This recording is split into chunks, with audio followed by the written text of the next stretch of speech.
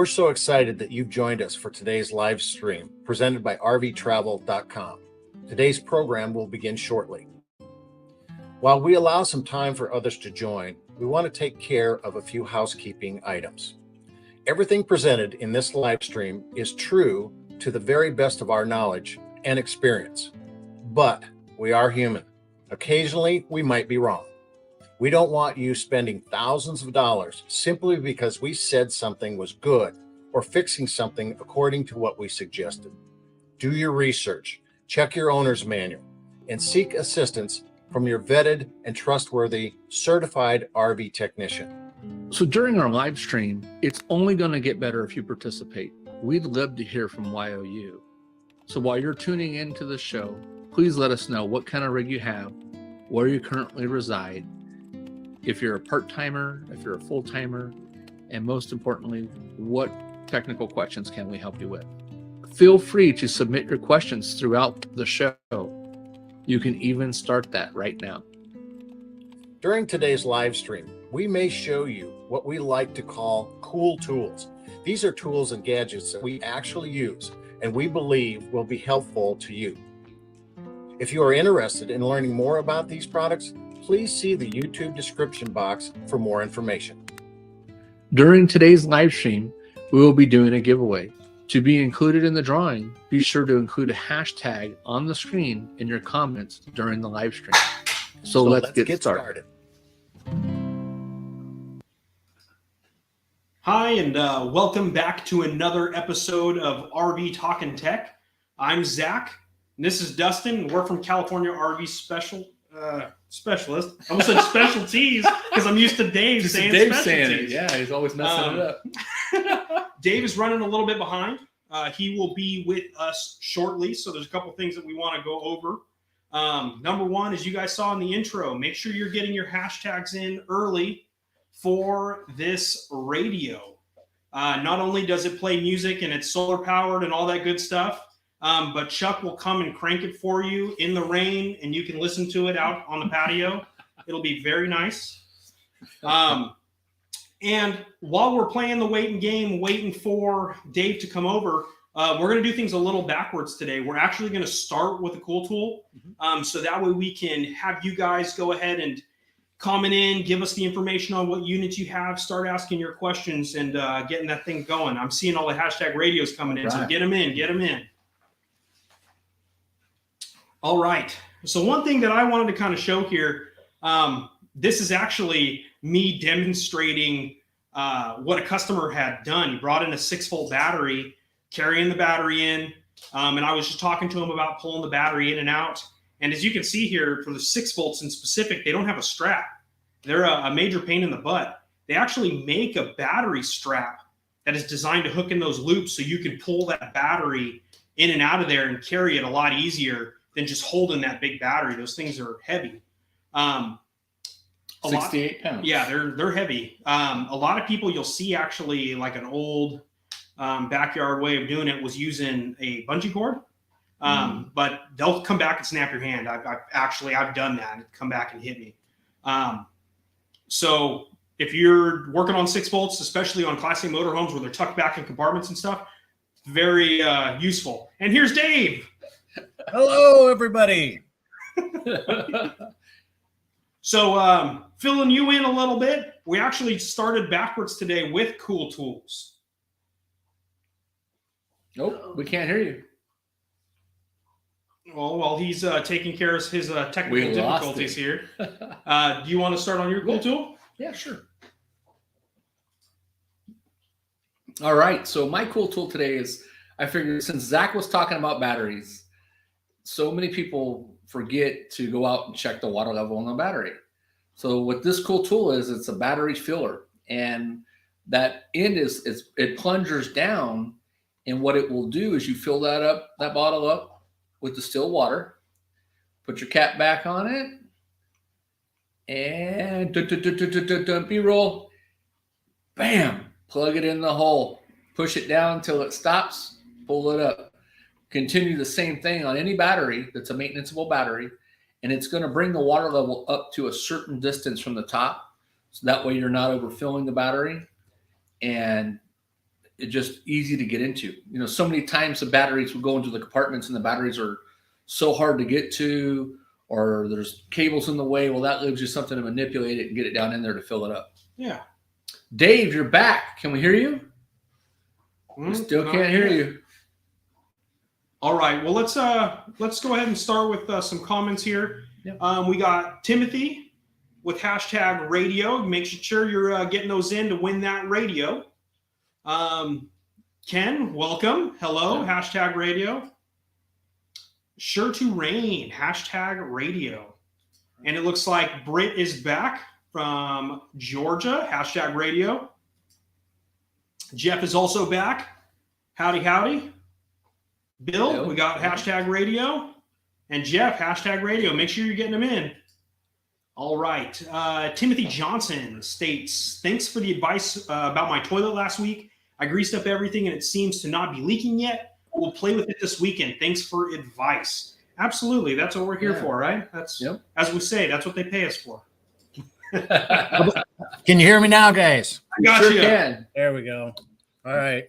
I've been gone for 8 days and somebody unplugged my microphone, I guess, when they were moving stuff around. So. Oh, okay.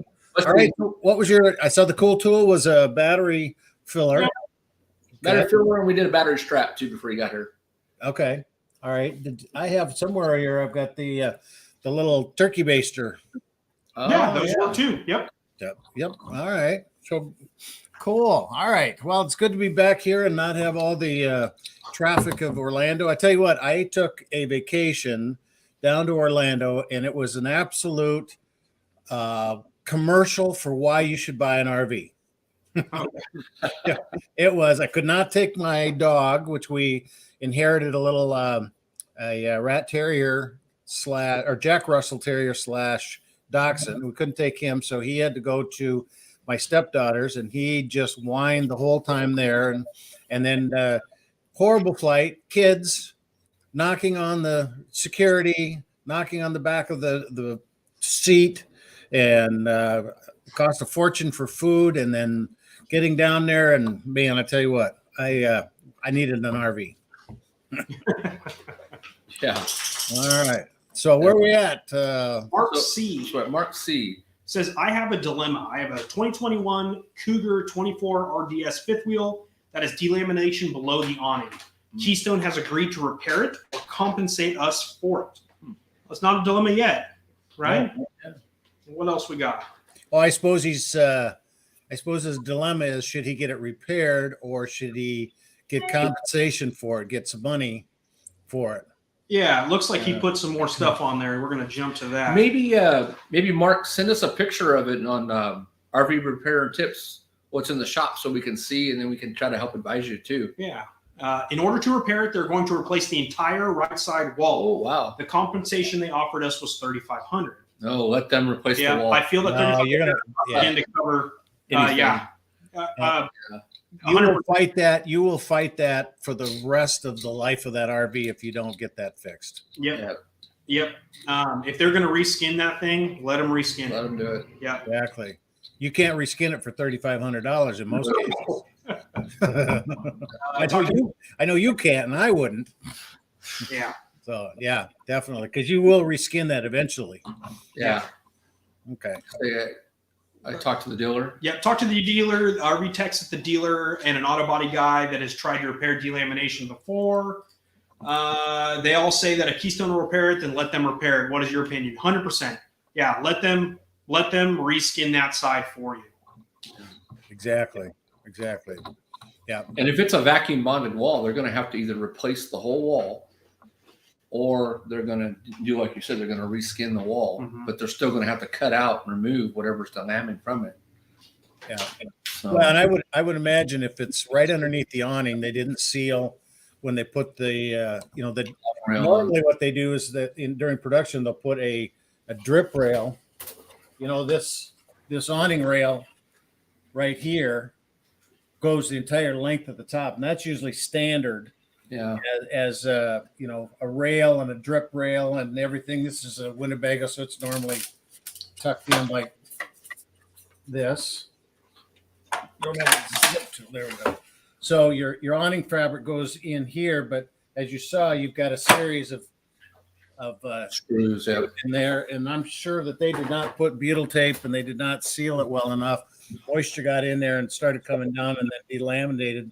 And but you should be able to reskin that. You know, I've seen. I haven't done it myself, but I've been over to customer service at Winnebago many times where they had the whole sidewall off.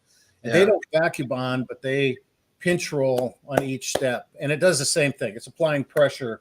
Yeah. Each layer of those things. So when they pull it out, if it's a 2021, I think he said, I would. Or it could have been a defect when they manufactured it and glue failed, or the glue, you know. I'm interested to know, Mark, when they talked to you about it, did they state, hey, we're going to compensate you or find a repair shop that's going to do it for you and we'll cover it? Or are they taking the coach back to the factory and repairing it? Just curious, you know? Yeah, I'd rather take it back to the factory. 100%. Yeah. You know, that's what I've seen in most cases when a manufacturer offers to do a reskin, unless, you know, I mean, there's some great dealers out there that can do it as well, rather than, you know, traveling 2,000 miles or whatever it is to get it back there. So a lot of time when we add like side out toppers, Dave, we won't use a butyl tape or a putty tape. We'll actually just use clear silicone. Okay.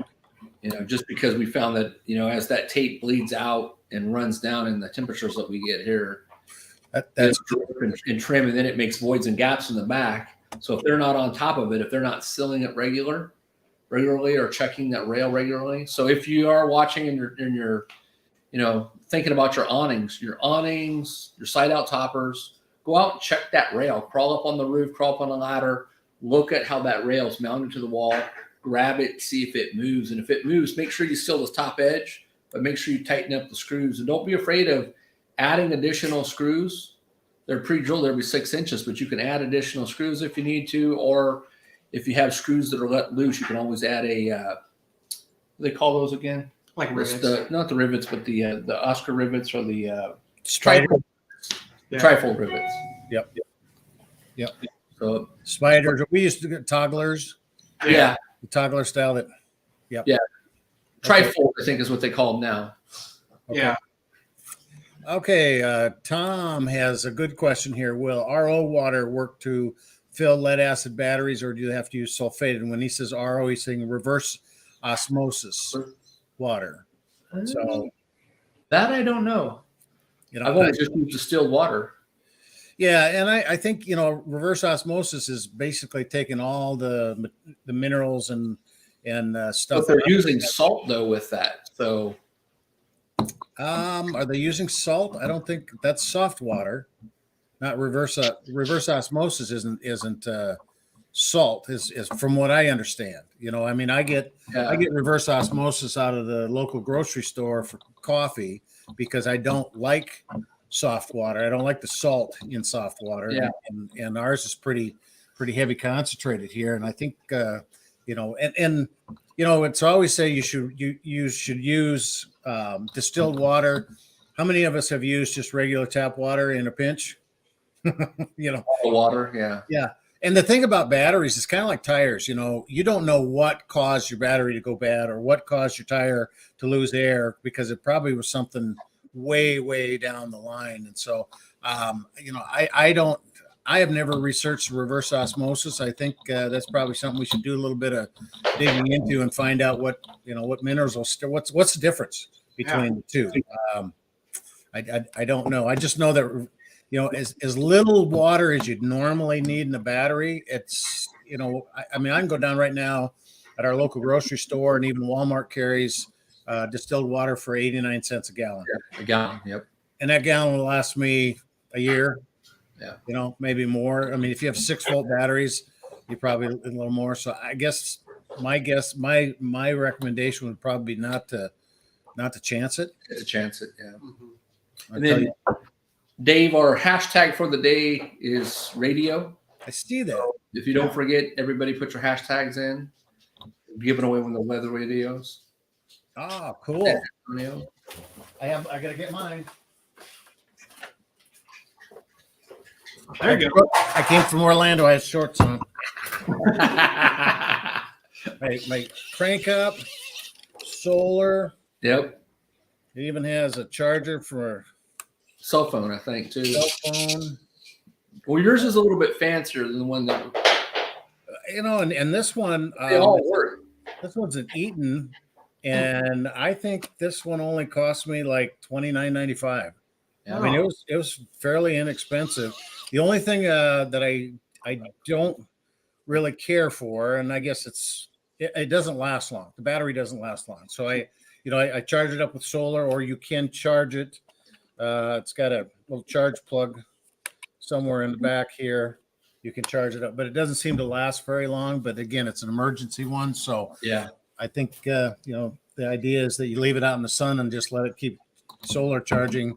It'll last a lot longer. So, hey, Snoopy's back with us. I see he is here. Any word on the Go Power? And Snoopy, I did not get a chance to talk to him. In fact, I just flew in just now to get into here flew into the airport, and man, are my arms tired. I had to do that. I'm sorry. I have not had any word on a GoPro. Last week we talked about he's got two different Go Power solar panels that he wanted to do something different with. Hook them in parallel. See if that will work.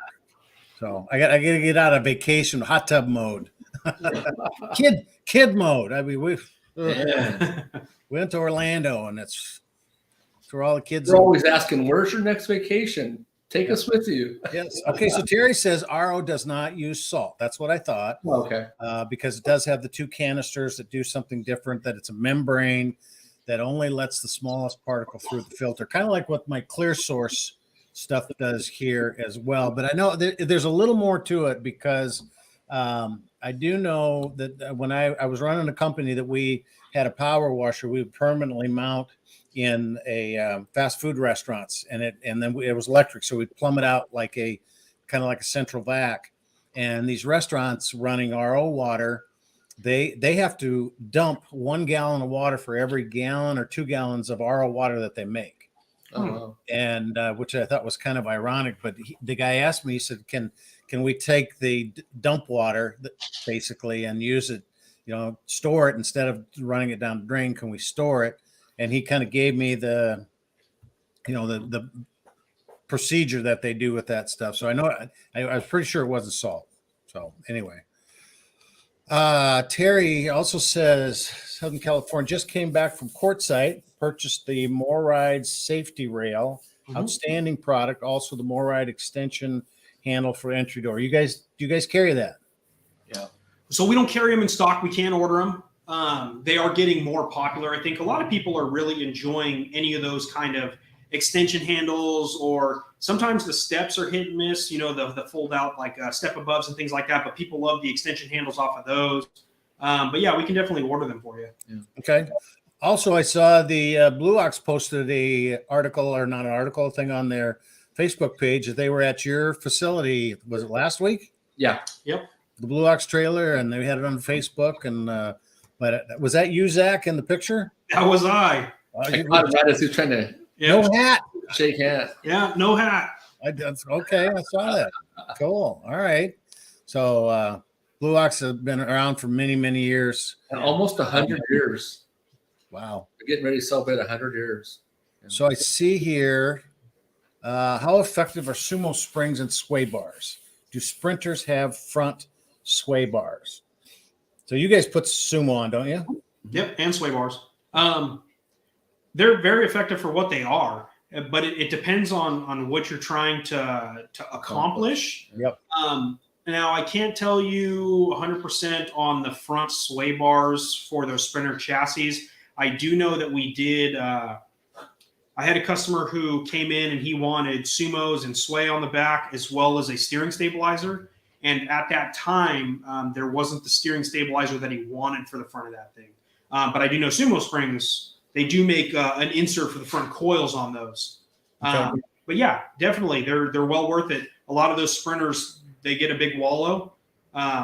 Sway bar is going to help take care of that. Sumo Springs is going to help take care of that.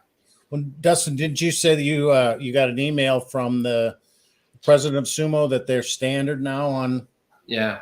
a variety of different. They were. I don't have the actual info right now on me, but they were saying that they had really presented it to all the manufacturers, and a lot of them were all going on board with it. So they're going to start coming out with them pre-equipped on the units. Yeah. Yep. One thing I do have to say though is that lifetime warranty. The Sumo springs, the stabilizing bars, none of that stuff will do any good if you have a chassis issue to start with. And a classic example is Carol, who is our resident vet for RVTravel.com, bought a 39-foot Newmar on a gas F53 chassis, and she put Sumo and just piled tons of stuff on it, and she didn't notice much of a difference. And I think and she's still working through a lot of issues in that, but we've always said that if you got handling issues with an RV gas chassis, especially, number one, you're not going to make a gas chassis drive like a diesel pusher. You're still driving a billboard down the road. Yep. That's the reality of it. I got a good friend that's got this 2015 Thor Challenger, and it's a 37 footer, but it's 37 feet, 27 inches. Somehow that's how they designate it. And I brought it up here, and it's all over the road, and I'm just like, Terry, man, how do you drive this thing? He says, I go 15 miles to my favorite little spot where my brother has his fifth wheel, and I'm not spending 10 grand just to go 15 miles. That's like, so that is a good point. How much driving are you doing, and what will you accept? And I still look at those F53 chassis and think, man, if you're going over 35 feet and you want to pull something behind it and you're going to put a whole lot of miles on the road, man, I'd look at a diesel, or get liquid springs or Sumo and stuff like that. But you've got to make sure your leaf springs are up, certified, not certified, but they're in good working condition, that your shock absorbers, all that stuff has got to be up to spec before you start throwing Band-Aids on it, but they are effective. And it's expectation versus reality, regardless of the kind of unit that you have. It's not going to drive like a Cadillac. No. And you have to understand that any of the stuff that you are doing is an attempt to help. It's not going to be the end all be all. This thing's forever going to drive perfect now, Yep. So Terry, love those products. I have them. Oh, okay. He's talking about the extension handle stuff. Yeah. Okay. So here's a good one. Saw your article on cat strap. Sounds very good. Anyone have a cat stolen with the cat strap on? Now, I have had a couple dogs taken, but I haven't. No. Go ahead. Your article. Go ahead and talk about that. So basically, what I did, Dave, is I created a website page for our website, and then I posted a link to it today. And I had a lot of feedback from people that were kind of negative about it. Like, oh, I can use my diamond blade and cut through that, or I can use some snips. I said, good luck.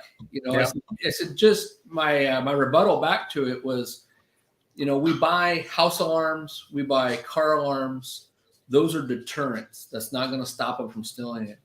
They look underneath there and they see that bright orange band. And some people were asking, how did that band adhere?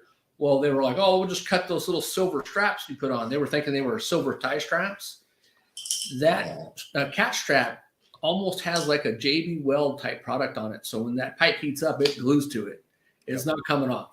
Yep. And it's some kind of like a fibered material that's heat resistant that also has like metal fibers in it with 3 metal rods in it. So when they're trying to cut it with a Sawzall, those rods are oscillating back and forth, ruining the blade. I really like them. I think a friend of mine named Dan Brown, he took his grandson to Kohl's to go do some school shopping.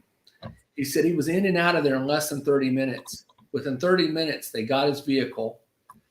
So he says they go out there, because he replied back to me before I even posted this article. He said, hey, I went in there, I came out, started my vehicle. Whoa, what the heck's going on? Immediately shut it off, popped the hood, crawled underneath. My Cadillac converter's been stolen. Yep. So now he can't drive the vehicle. He called the police, had to wait for the police to show up. He had to call a tow truck, find some place to tow it to, go get a rental car because it was his only vehicle. Then they had his vehicle for several weeks because they couldn't get the catalytic converter. So just the whole process versus paying for something as a protection device. Yeah. Yeah, you're right. It's a deterrent. It's just the process. There was a customer we have, I don't remember his name, Warren Rickford, right? Yeah. He waited 9 months. No, he waited 9 months for a catalytic converter.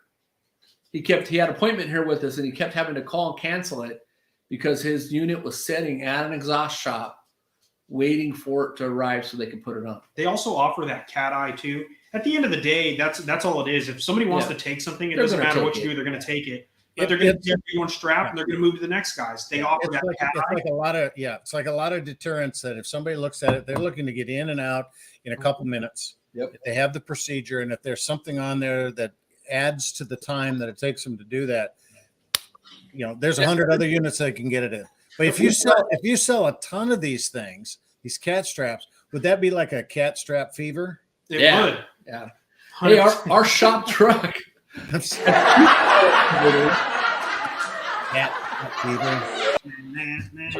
shop truck's got 2 catalytic converters, and they were stolen. Yeah. And it was $2,000. Yep. And it was an older truck. So we had one time we had somebody break in here. Was that 3 years ago? I think they cut the fence and came in, and they only got 2 catalytic converters. But when they came in when it was all foggy, so none of our cameras or sensors could pick them up. Yeah. But it happens. Yeah. Gentlemen, don't you wish that some of these computer hackers and the thieves that are out there that are so smart in the way they steal things, wouldn't that be great if they were to work on curing cancer or something good? I mean, they do such a good job in some of this stuff. It's like, man, but I guess that probably doesn't pay. So here's a question that comes up a lot on trailers on, suspension. What about Sumo Spring for trailers? Is it worth it? I like them myself. Before I give my opinion, what do you think about them? Or do you have an opinion on them? Well, I haven't seen a lot of them because, again, I'm kind of in motorhome country here. Yeah. Even though Winnebago is picked up, and we've done a lot of trailer work, and I had 3 trailers that we put 100,000 miles on each one of the trailers, and the main thing that we did with those, and granted, those were 6,000 to 10,000 pound trailers. They weren't, but that still kind of falls in the mid range of RV trailers. And you can put that on anything, though. Oh yeah, but our biggest thing was that number one is to get a good axle on the trailers. The first few trailers we bought had very poor axles on it, and so we swapped them out, put Lipperts on them actually, Dexter on one set, Lipperts on the other ones. But then we went in and put in the MORryde, what's it called, in between the two, the torsion shackle thing. And that made a big difference. But, the thing that I kept looking at is that you don't really notice it as much because if you've got a good equalizing hitch and on there, you're not riding in that trailer and you don't feel it bouncing around. You may come in and have Mr. Peabody's closet after you go 1,000 miles. But so if you watch them in actuation, like after installing them and moving the coach around the yard and people towing them and stuff, you see them physically working. They're doing what they are designed to do. They're basically like a progressive bump stop for the straight axles that are under that. But when it comes to customer feedback, I don't get nearly as much drastic feedback as I do for cars and motorhomes. They come in and they're like, on my pickup truck, this is amazing. Yeah. They come in on the trailer and they're like, yeah, I can tell, but it's not like that big of a difference where if we're doing like a comfort ride system or something like that, where people come back and they're like, that's day and night. Yeah. Well, I think so let me ask you this. Bill Plemons RV out in North Carolina developed a kind of like a Sumo Spring for truck back leaf springs. Have you seen that? What's the company? Well, it's Plemons RV, and I don't know if he has put it. I saw it 2 years ago. He had it out at the North Carolina shows, and it's basically a support bracket that goes onto the leaf spring, and it will take the sway out of a truck, which will he claims takes the sway out of a trailer on the backside, and you know, and a lot of problems that I see, you know, like I've got a 1/2-ton pickup that's supposed to be able to pull 11,000 pounds. Slipper spring makes something like that too. Okay, that's probably the same design in it, but you know, I mean, it makes super spring. I am so disappointed in my truck. It's a 2016 1500. It doesn't have the Z71 package, so that's part of the problem.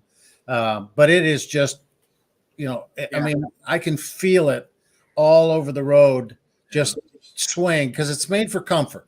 Yeah, you know, it's not a work truck. It's you know, it's kind of like a hobby farm truck. To answer Bill's question, think of it, to dumb it down, it's basically putting that in instead of a shock, right? So it's resting on the spring shackle itself, depending on if it's over or under the axle.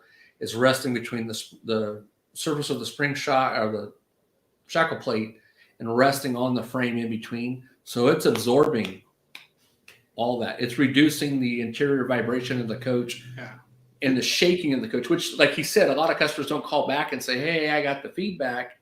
But when we explain it to them, you know, all the slide out issues that we have, all the things that shake and rattle in the coach and fascias that fall off and things that are shaking and falling off or causing damage like the awnings and whatnot, that's helping the jarring of the coach. Yeah, leaf springs and all that stuff, it's spring steel. You know, they're designed to take a load and they snap back, right? And it's pushing equal and opposite force through the equalizer into the other axle. That's why they kind of pivot back and forth. And if you can put anything in there, it doesn't really matter, to help compensate that snapback. That's what these are designed to do. You know. So whether you go with like the Dexter Easy Flex system, we always try to do like a Dexter Easy Flex system as well with like the super springs, or unless we're going to like the Comfort Ride system that's by Roadmaster, you know, something that's preventing the coach, that's reducing the basically the G forces and the shaking of it. So I think they're well worth it. They're cheap, they're easy to put on, lifetime guarantee. There's no maintenance to them. There's nothing you have to do to them. It told me not to cut one. I was going to cut one here a while back and put one in because I was too tight, and we ended up doing a different route. But basically, yeah, pretty much, yeah. Pretty much, yeah. Okay. All right. So, and not sure about this. What's it? Oh, because he said shackle plate, he meant tie plate, where the U-bolts come together. Yeah. Oh, yep. Okay. So then back at the catalytic converter, Marcia said that stealing a catalytic converter is a federal offense. I think it's right now it's illegal anyway, whether it's you know whatever the levels are. We're just going to lock them up. Between Dustin and Zach, do you know what the levels of criminal activity are? You know, and at the end of the day, these people who are stealing these cats and taking them and stripping them out and having them stripped and turning the products in for money and blah, blah, blah, it's not going to matter whether they have a VIN on it or not. The same people are going to illegally do it anyways and just illegally strip them out. So, well, most of the time they're taking those out. You know, that may not be a federal offense to take a catalytic converter. I mean, it's illegal to do it, but what they're getting the money for probably is a federal offense. Yeah. So I don't think that's going to deter. Yeah, because they're doing it to get money to buy something. So they hit a local dealership here in town, Dave, and took like 53 trucks. Wow. They got them all within like an hour. And, you know, they went back, and that's a loss to the dealership. I mean, they turned insurance, but they went back and they started spray painting like a high color spray paint or high heat spray paint on the catalytic converters. And then the police department started going down and etching the license plate or the VIN number on them. Yep. But sandpaper, grinder, well, or even over time it's going to rust. So you guys are in the big city. You know, that's the thing here is that you know, we're in a small town and we don't see much of that happening. We got 30,000 people in 10 miles from us. We're at 8,000 here, but you know, all the scrap yards, there's not that many. You know, they see activity, they see somebody coming in with a ton of stuff, and they work with the police, you know, which is kind of nice. And I wish there was more of that out in the areas, you know, because We used to say we never locked our cars except when it was zucchini season, because your neighbor would fill your car up with zucchini because you always had too much to do it. So, but yeah, we have rush minute traffic here. Yeah. That's we're between Stockton and Sacramento, so we're the small guy in between. So they'll try to come and do whatever they want to do to our town. We're in between 1937 and 1985 here. We're just we're still way behind.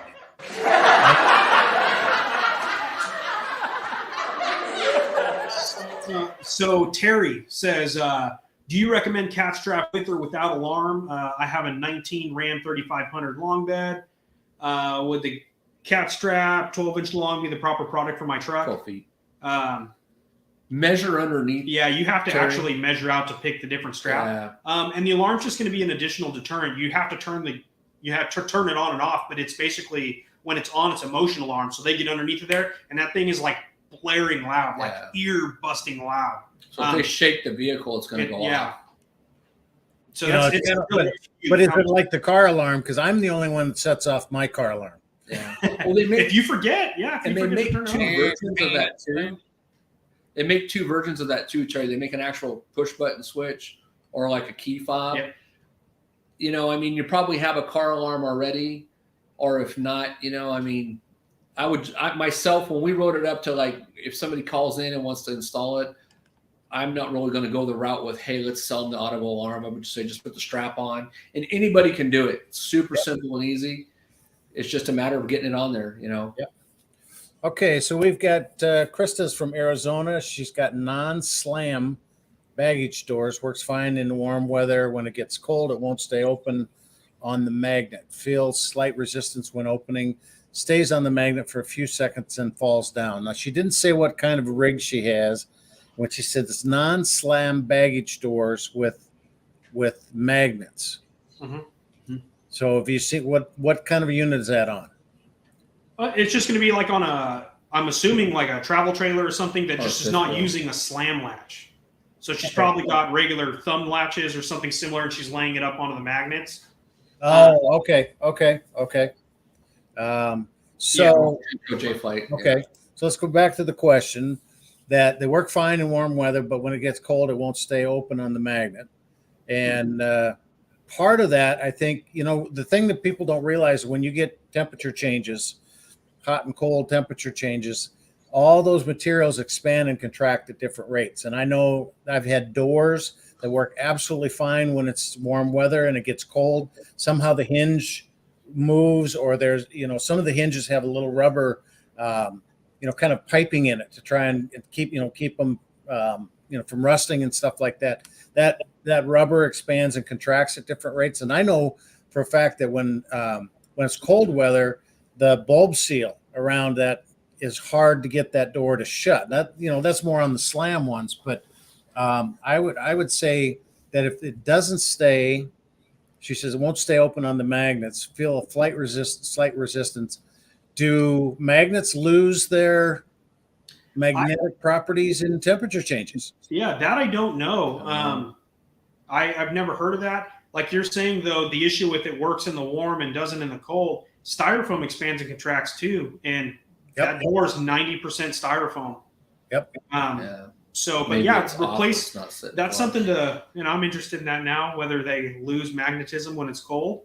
We wouldn't know it down here because we don't get that cold of a weather. Right, but we do. And the only other place I know on an RV that uses a magnet is the door, entrance door for the step. Yeah, you'll have a magnet in there, and I have never seen a difference between warm and cold in that operation. I mean, that's not as drastic of a magnet as you're using. So, I guess what I would recommend is just go down to any one of your home repair facilities, Ace Hardware, Hobby Lobby, and get a stronger magnet. You can get different poundage magnets, and I would bet, another thing maybe is the door is heavier. You get the second magnet. I know a lot of times they'll put just one magnet, and that door is too heavy, and you need you need two. So the other thing is put the old-fashioned chicken beak. Remember those? That's just a little hook that you put on the sidewall, and so after you break 2 or 3 of those, then you put another. Then you go to the magnets. But we call them chicken beaks because they had just this little beak, and I went on the road and I'd bring 100 of those with me because everybody broke those things. And I said, well, do you want to put the metal ones on? These were plastic. You put the metal ones on, and when you grab your door and open it up, you got a hole in the sidewall now instead of a broken chicken beak. Yeah. We get a lot of issues with compartment doors, so we're always talking about putting 3 or 3 around the frame of the door, around like you were talking about the bulb seal to keep it nice and soft and conditioned. Yep. And then we get a lot of people that want to come in and they want to add those lift struts on the door, and a lot of them you can't because the doors are too thin. So yeah, doors are too thin, or you don't have a mounting point. Yeah. You got to have a lip on those hydraulic struts to put down there that allows the door to close. You got to have enough of a clearance to be able to bring that down and have that closed with that bracket and the weight. Okay, so we got Lee asked when you can change topics. Oh, sorry about that, Lee. Here we go. What's your opinion on kingpin locks? Same thing as everything else. I mean, it's a great deterrent. Anything is a great deterrent. Yep. But if somebody wants to take something bad enough, they're going to take it. And where are you storing this unit at? Is it stuck in a storage yard? It's probably going to be less of a deterrent in a storage yard because it doesn't really matter. Now, if it's at your house, do you think that they're going to want you to hear them cutting through that to take that coach? Probably not. And it really depends on what kind. Like you're saying here, some are 69, some are 250. They make better ones. They make some that are literally like a pot metal and it's got a groove and you stick it up there and hook a lock in it. Or they make some that really connect and bolt up underneath. And that's obviously the way to go. Yeah. But at the end of the day, that's all it is a deterrent. If somebody wants to take something, they're going to take it. Yeah. Well, and there's, you also have to look at, like you say, the storage yard you're at, the place you're at, they have to have a fifth wheel hitch to go in and take that unit too, that matches that hitch and everything. So there's a lot of variables, but I guess if you're in an unsecure area that, I think it's probably best to go with the higher price unit. That's not as easy to take. I've seen some of the coupler locks, and we've over the years have tried different versions, and some of them you can walk up with a hammer and just hit it once hard and it just lets loose. Yep. Like we'll usually sell that Fortress lock and put those on the A-frame couplers, but there's like Zach's saying, there's a bunch of different qualities. So it just depends on what you need. So a trick that I do, I like to take and put, a little laminated sign in the window of my door that says, hey, if you're going to break in, don't tear up my door. Just break the glass here, reach in and turn the lock to the left, And Yep. My father-in-law had a 85 El Camino that he kept out in the driveway, and he had a nice radio inside of it, and he left it unlocked all the time. And I said, why is that? He says, I can always get a new radio. I don't want to replace windshields, windows, all that stuff. He says, nobody ever stole it. But, that it's the same way with, you put these security cameras that aren't really cameras. They got just a little blinking red light. And the more you can deter stuff, the better. But again, you have to kind of identify your area. So let's get to Terry here before we're going to do our thing. Terry's got a pretty good question on, he put a Moride safety handle on one of the big, large outside handles. Instructions are only put caulk in the pre-drilled holes. Should caulk be applied around the entire metal hardware? You can do both. I would do both. Yeah. Yeah. Go ahead, Jack. Again, it's just another preventive maintenance, 100%. Yeah. Because eventually, just like putty tapes and butyls and all that stuff, the stuff you put behind there is going to go bad. Why not have the extra, just like you're doing on a window or a compartment door or anything else that has something behind it? You cap seal the top of it. Absolutely. Yeah. My theory on it is not only, the pre-drill holes is fine, but those screws are typically not going to hit anything solid. They may hit something in, because you're putting it in that sidewall, and you're going to go through fiberglass and Luan. I mean, you look at, that's your typical sidewall right here. Yep. Unless maybe, you have framework around the door that's close enough that you hit it. Eventually those screws are going to come loose. on that thing. And my theory on it is that if you put a good silicone sealant on that, and when you put it on and you cap seal it, that's going to help hold that tight, not only weatherproofing, but hold it tight against the sidewall, because it's like a solar panel. You put a solar panel up on the roof and, you put the screws in, you don't have a whole lot there, but if you silicone that up or sealant up that really good, that stuff will hold that in 70-mile-an-hour winds. Yeah. So it helps add to the adhesion of that is my, and it doesn't hurt.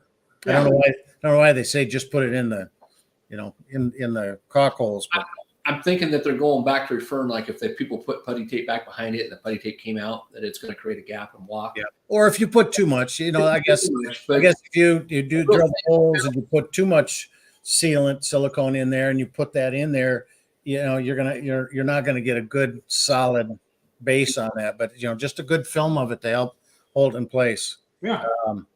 So then he asks, since fiberglass, use what kind of caulk? Yep. Again, Silicone. Yep. yeah, with that one you want to use the non-self-leveling lap sealant, right? So, you're talking about in the hole in the sidewall? yeah. So he says he's got fiberglass. So what kind of sealant would you use? Because we So can use any of those. Yeah. You want to use like a Boss silicone. You can use the Dicor cap sealant. You want to use something similar to that. Yeah. Geocell. Yeah. I mean, you could use like you could use like a non-sag. Yes, I was going to say this would not be a good one because this is self-leveling, and it's just going to blouse down. Before you want something like, I think Zach, you probably described it best. Something like toothpaste, that when you apply it, it stays. And both of these are self-leveling, so neither one of these would be that good to use, in my opinion. Yep. Okay, so next one we've got 2021 Grand Design Reflections, considering a 1/2-inch foam board to line the back of the cabinets to help insulate, both from the heat and the cold. Any thoughts? Yeah. So something that I like to do if you can, Larry, go underneath in your compartments and you're going to see your aluminum cross shafts. We go down and buy like the inch and a quarter styrofoam with like the silver backing on it. So it kind of blends in with the aluminum rails. We'll cut that. And whether we take like silicone or some spray glue, we'll cut it and we'll wedge that in there nice and tight. That's going to help the floor temperature from coming up. Go through the coach and make sure that there's any plumbing holes and stuff through the coach. Back in the day, we used to offer a service that was called the air intrusion service. It was air, dust, dirt, bugs, pests, whatever. We'd go through and pull all the covers and stuff loose throughout the coach and see where the manufacturer threw all the wires through, the pipes through, and foam and seal all that area off. But yeah, in the cabinets, I mean, you could take the time to take the drawers out and pack them back in there. But really, it's going to trap the temperature in there anyway. So I don't think it's going to give you what you're looking for. Yeah, that would be my question is I get what you're trying to do. Yeah. But why? Like, what's the unless there's food or something. If you're trying to like, hey, I'm fermenting this beer and I need to keep it a specific temperature up in this cabinet, I can see you doing something like that. But I just don't understand. You're not going to get as drastic of a result as I think you're thinking you are. Yeah. Well, I think probably, what I've seen when we get into cold temperatures is because you don't have good airflow inside an RV, you get these pockets, and especially in the cabinets, you open up the cabinets and it's almost freezing cold up in that cabinet because no heat got up into there. What I've done in some of the cases with places that I've wanted to get a little better airflow in there, either leave the door cracked a little bit to let that come in, or I've actually drilled a hole in the bottom and put a vent in that to allow that to get up, and get some air movement in it. Just a small little, you can buy these, these little air vent things that you can move around at auto stores and places like that, or a small little register type thing. But I think that's probably what he's talking about is they get really, really hot in the summertime, because you will lose some of your heat in the wintertime in those upper cabinets just because you don't have good flow. Yeah. So a couple things that we like, what I like to do when we remodel coaches or we're repairing them, is I'll do exactly that, Larry. On a fifth wall, I'll go back in and I'll cut that styrofoam and put it up underneath the floor. I'll retape all my ductwork, and then they make a bagged insulation. So the cheap airflow bags that we put in the RVs, they're non-insulated. You can go to Home Depot or Lowe's or Ace, and you can get a double bagged insulated, same size, 3-inch, 6-inch hose, and replace those. That'll help keep it warmer and stuff inside. It'll help not lose temperature on the air that you're putting in there, whether it be cool or hot air. Sometimes in the summertime, around the regular vent lids, when we take down the beauty ring from the inside, the garnish and the beauty ring, some of the ceilings are all pocketed open. We'll even take and fill those up with insulation or foam to block the air from losing it in the ceiling itself, which helps. Heat rises, so it's going to escape through the roof that way too. Yep. Sometimes when you see those bubbles and lifts on the membrane on the roof, and you crawl up, and you're like, why is this long line all the way across? It's because the air inside, the pressure's pushing up and letting it escape. Yep. But I think you're right. You're not going to see a drastic, people come in, and I was looking here somewhere. I got a roll of Reflex. I think it's called Reflect It. And it is the silver lined insulation stuff. Use it for windows and things like that. But, if you put it into a cabinet, I don't think you're going to see much of a difference in temperature changing in those. It's more getting a little bit of airflow, because you've got 1.5 inches of block foam insulation already all around that thing, and putting that little piece in there. In fact, there's a lot of manufacturers that will build this roof structure like this, and this has an R19 the way it is right now, and they'll add that Reflectix material or a space blanket, they call it, on the top of it, and claim it has an R45. And the thing is you cannot measure R factor, but there's no way you can prove it. So they can say anything they want to. And I did some research, and I talked to a lot of different manufacturers and engineers and guys that are HVAC guys. And they said, by putting one thin layer of that stuff on there, you're not going to change the R factor, maybe 0.25, if that at all, because you have to have air gaps in those things. And the only way you get additional R factor out of a roof with that reflected stuff is that if you put a 2-inch air gap and then you raise it by 2 R factor degrees or what, and it's just, whenever I see that thin blanket material down in the bottom of the underbellies and they say it's insulated, I just, and that's the whole thing, because they could say it's insulated. That's what they do.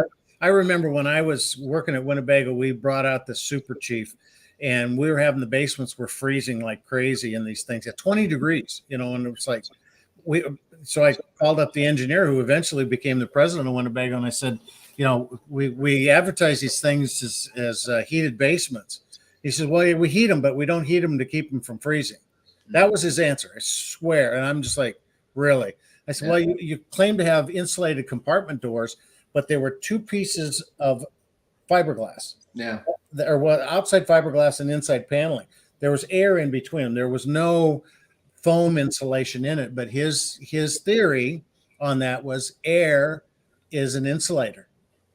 And so technically, yes, realistically, put a ducting tube down in there off the furnace. Yeah. One ducting tube for a whole run, laying right? in just there. Laying or crushed in there. And we're like, and again, you go back to there's no cold air return. There's no air movement, HVAC type design in those things. So you got one thing ducted down here. You got all these pockets in there. I've froze up so many of those units because the water line is as big as your finger, and you get a good hard, cold temperature coming in from the side of it. And I won't say windshield because I got blasted with the windshield. Doesn't make it any colder. It just feels colder in there. But, so, it's just, those are the things that they can say anything they want to when it's almost impossible for the average person to verify any of that. I see guys, and I do this walking around at the show. I hear some of the salesmen say, "Oh, this is great for the winter. You got an R45 in the sidewall and R65 in the roof." And if you had that, you would have no room to walk inside that coach. Yeah. Now, maybe like he's saying in his poster, the heat on the cabinets, right? So if it is a heat and you're going to insulate it, you could probably get a thinner insulation to put back in there and cut it out to see if that helps. Yeah. I would say you're probably going to have better results by going up on the top and putting, one of the roof materials that has some coating. They've got more reflective, some acrylic stuff in some of the, you see them in school buses all the time now. They got the white acrylic coating on the top because, they heat those things up like crazy. We got 30 amp unit coaches that'll come in on the roofs and they're wanting to add a second AC. And we're like, it's not wired for it. And, we're going to have to convert you over to 50 amp. And a lot of times what we'll do is we will, depending on the type of roof, whether it's a fiberglass roof or TPO or rubber roof, some of those properties like you're talking about will reduce the temperature by 20 to 30%. Yep. Right. So, they work really good. So even if you have a brand new roof and you're thinking about, hey, I want to get away from the maintenance. I want to, as long as my sealants are still good, you can coat those roofs and that will reduce the interior temperature of it. Yep. It is time for the giveaway, #radio. And I think Ashley has got that over there. So we are going to run the Vanna. Would you roll the wheel for us? I'd like to buy a vowel. And Les, congratulations. Right. Les won the radio. If you'll email editor@rvtravel.com and get your mailing address, then Chuck will send that out to you. And let's see, where did we land on here? Probably, I'm headed for. I believe the last one says probably music. Yeah. All right. So Lee says, and we got about 5 minutes here. It says, I'm a newbie headed from Minnesota to Florida March. Any thoughts and tips on dewinterizing on the way down? And you guys don't get that a lot, so I will take that one. In fact, I just wrote an article. If you look at, I think it was last week, somebody asked about, you've got the portable air compressors out there. There's Viair is one that's very popular with people out there. It's a little 12 volt that you can use to blow out the antifreeze. If you have, or blow out the water in the system, if you have a winterizing tube in there, then it's a tube that comes off your water pump. So basically what you do is you drain your freshwater tanks, unless they're above floor level. That's the thing you got to realize about these units. If you're going to be traveling and this even happens in the summer and the spring. If you're traveling around the mountains, you can hit freezing weather in the mountains just about any time of the year. So, all of a sudden you come into some part of the country that it's boom, you hit a storm coming around the other side of the mountain and you've got freezing temperatures. If your water lines are above floor level and your water tank's above floor level, then that heater keeps those pretty much protected in that area. But like you said, if they're under the ground and you've got one heat duct that goes down there, I would not trust that.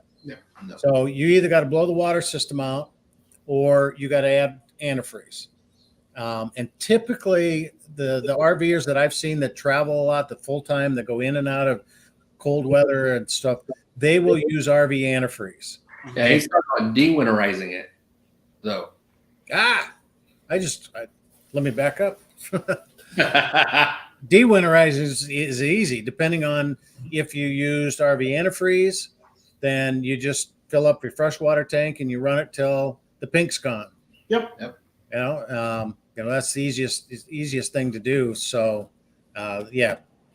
Yep. Thanks, guys. You go through the toilet and all the other. We like hearing you talk, Dave. That's it. Okay. We got Marcia. Are the vents on the stair risers inside a fifth wheel for air intake?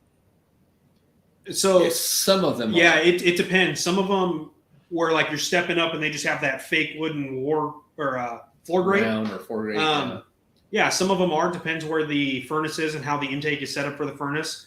Some of them are heated basements, just like the ones with the ducts that come down. So you're heating the inside. It's also heating the bottom down there. Yeah. It really just depends. Yeah.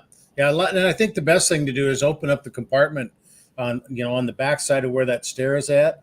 And you probably will see most of those are just open grates that allow warm air to come from the living inside where your furnace is heating and getting into that front compartment, and at least providing some air in there. A lot of times I see it where the batteries are stored on a fifth wheel, and that way you kind of keeps that battery compartment, not the battery compartment, excuse me, the like hydraulic pump and stuff, because your battery compartment's got to be vented, and you don't want that coming into the coach. But usually that's a cheap way of getting heat. Well, they have water lines and other stuff that are down there, so whatever they can do to try to keep it, they're going to. Yep. Yeah. So Larry's back, and he says, wait till next week. Sun shining on the refrigerator vent fixes. So Larry, I got all kinds of fixes for that. Yep. If you go on the Grand Design RV, What's in the Shop, and up in the upper left-hand corner, there's a little 3 bars. Click in that, and you're going to see a whole bunch of photo albums. Go down until you find the one that says like refrigerator or fan vent issues, and you'll see pictures of stuff where we've added fans, adjusted the baffling, played with all kinds of stuff in the back. That's pretty common. Yeah. Pretty common. We see it all the time. So basically, the refrigerators, Dave, that are in a slide out, depending on how the manufacturer set them in there, sometimes we'll open them up and they're a foot away from the wall. Sometimes they're right up against the wall. The baffle's in the wrong place, or it's missing. Adding additional fans. There's times where the refrigerator rooftop vent is sitting too low on ones that aren't in a slide out, and it's not allowing enough air to come out. An extraction refrigerator has to have airflow to, cool down that ammonia that's in the back. But yeah, we can jump on that a little bit more later. Yeah. So we're getting some music, but I want to do one more thing that I think is pretty important that Terry just brought up. Blue Streak or Unique RV Digest It. Are you familiar with that? Yes, actually, we've used the RV Digest It a few times for tanks that are super stubborn, and stuff seems to work really well. So okay, all right. I'm a big believer in Tank Blaster from Thetford. They've been in the business for years and years. One of the things you find when times are really good and the market's flying in the RV industry, you get a lot of people jumping in that haven't been in for a long time. And I've never used those products, but I would say I'd like to get some of that and try it sometime and use it a little bit. So anyway, all right. Well, it looks like we are running out of time. We've got the music for the Academy Awards, or they'd be the Emmys, wouldn't it? Yeah. So, did I win an Emmy this year? Actually, I think Zach won an Emmy for his rendition of LaGrange from the ZZ Top. It must been rounds. We keep giving Zach a hard time. So thank you, everybody. Snoopy, we appreciate it. We will get on that Go Power this week or next week, and keep sending your questions in. And we look forward next week. Dustin, you're going to be, it's your Ashley's birthday, isn't it? Yep. She's real good about that, too. Her birthday is the day after Valentine's Day. So she's very critical on, I need a Valentine's Day card and I need a birthday card. Something for each. I see. Right. Okay. Rating the two holidays. So she's born one day after Valentine's Day. So I can get you in real trouble here. How old is she? She's a lot younger than me. Okay. All right. Well, thanks, everybody. Appreciate it. Have a great week. For those of us up in the Midwest where it is actually 30+ degrees, hit 40 today on my way, drive back down. Enjoy the warm weather, and we will see you guys back here next week. Zach will be taking care of the shop. Are you going to join us? Or yeah, I mean, it all depends upon how it goes and how the day is in reality. If these guys aren't here and I'm having to run everything, we'll yep. And we're gonna get in touch with a couple of our writers from RV Travel too, and see if they can join us and maybe do some specific stuff like boondocking or something like that. So look forward to seeing everybody next week, and thanks for joining us.